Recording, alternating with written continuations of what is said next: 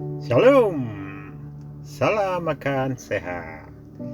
Topik MTBJ minggu ini adalah mengasihi dengan perbuatan dan dalam kebenaran.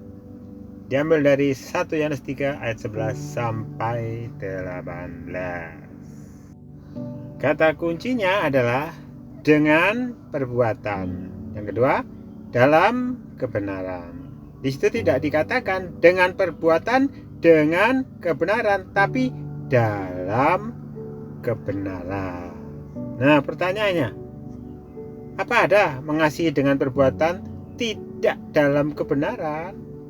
Nah, mari kita lihat yang berikut ini. Ingat ya, kasih yang nyata itu bukan hanya kata-kata, bukan hanya menyatakan aku mengasihi, tapi tidak ada tindakan nyata. Itu bukan kasih yang sejati, saudara. Kalau saudara pernah nonton film The Sound of Music, ada lagu di situ, saudara, yang bunyinya ada penggalan seperti ini. A bell is no bell till you ring it. A song is no song till you sing it. Love isn't love till you give it away. Nah, seperti itulah kasih.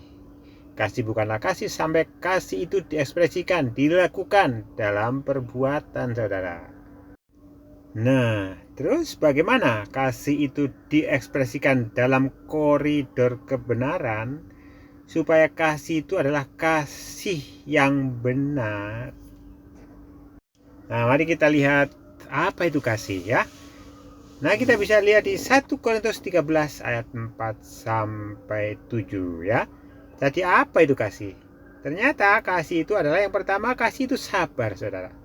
Apa artinya sabar? Sabar itu berarti kalau ada sesuatu proses menunggu, kita sabar, tidak gerusa-gerusu. Tapi bukan berarti membiarkan ya. Sabar dengan membiarkan itu adalah sesuatu yang berbeda. Nah, sabar itu terkait dengan hati kita tenang. Itulah salah satu bagaimana kita mengekspresikan kasih, bagaimana kita mengasihi seseorang. Kita harus sabar terhadap apapun, termasuk menghadapi seseorang yang menjengkelkan sekalipun. Kita harus tetap sabar, hati kita harus tetap tenang. Itulah kasih, saudara. Kemudian apa? Yang kedua, kasih itu murah hati. Nah, apa artinya murah hati? Ya, murah hati itu ringan tangan, saudara. Suka menolong, suka memberi. Kenapa suka memberi? Karena hatinya mudah tergerak oleh belas kasihan. Seperti Tuhan Yesus, saudara. Tuhan Yesus itu sangat mudah tergerak hatinya oleh belas kasihan. Nah, banyak terdapat di Matius, Markus, Lukas, dan Yohanes. Kemudian selanjutnya, saudara, apa? Yang ketiga, ia tidak cemburu. Kenapa tidak cemburu? Ya, karena itu tadi, karena kasih. Jadi cemburu itu tentu ada perasaan iri hati. Nah, tadi kalau kita bila mengasihi, kita tidak akan cemburu kalau ada seseorang yang mungkin lebih beruntung, lebih punya sesuatu dari kita tidak cemburu. Itu adalah bentuk dari mengasihi. Masih ada lagi, saudara, ia tidak memakatkan diri dan tidak sombong. Tidak sombong ya, tidak angkuh ya. Jadi artinya kita merasa selevel lah dengan orang lain ya. Kita tidak merasa lebih dari orang lain. Meskipun orang lain mungkin memandang kita lebih, tapi kita tidak memandang diri kita itu melebihi dari orang lain. Tidak, kita sama dengan orang lain, di mata Tuhan juga sama. Kemudian yang berikutnya, ia tidak melakukan yang tidak sopan. Nah, ini sangat jelas ya, tidak melakukan tidak sopan ya, jadi selalu sopan. Kemudian tidak mencari keuntungan diri sendiri, jelas. Kemudian ia tidak pemarah. Nah, tidak pemarah itu tidak mudah marah, saudara. Jadi ya ada kaitannya dengan sabar juga. Tidak pemarah karena hatinya teduh, hatinya dingin. Kemudian yang berikutnya ya, mungkin ke-8 ya, tidak menyimpan kesalahan orang lain. Apa artinya tidak menyimpan? Jadi dia tidak memelihara itu, tidak mengingat-ingat menghitung-hitung kesalahan orang lain, tidak menyimpan. Kalau ingat boleh, tapi jangan diingat-ingat, jangan diungkit-ungkit. Ya, jadi ingat dengan diingat-ingat itu sangat berbeda. Kalau diingat-ingat itu kita berusaha menyimpannya, kesalahan orang lain, nah itu akan menjadi penyakit, saudara. Jadi kita tidak menyimpan kesalahan orang lain itu juga bentuk dari wujud mengasihi, saudara. Kemudian kasih itu tidak bersukacita karena ketidakadilan, tetapi ia bersukacita karena kebenaran. Jadi tidak suka kalau ada hal-hal yang buruk, suka kalau ada hal-hal yang baik, gitu ya. Kemudian ia menutupi segala sesuatu.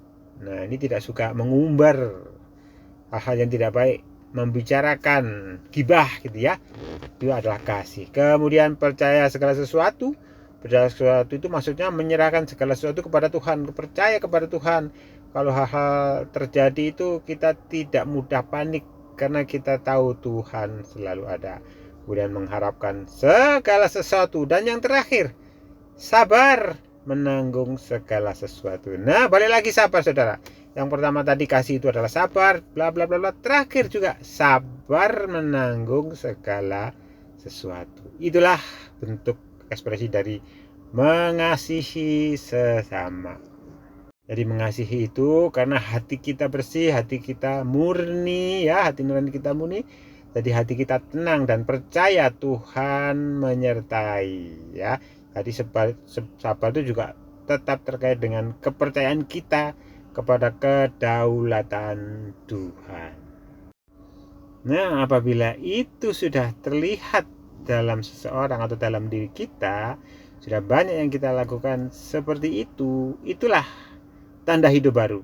Kita sudah betul-betul berada di dalam Kristus, beriman kepada Kristus. Nah, ingat ya, dari beriman itu perlu bertumbuh dan bertumbuh.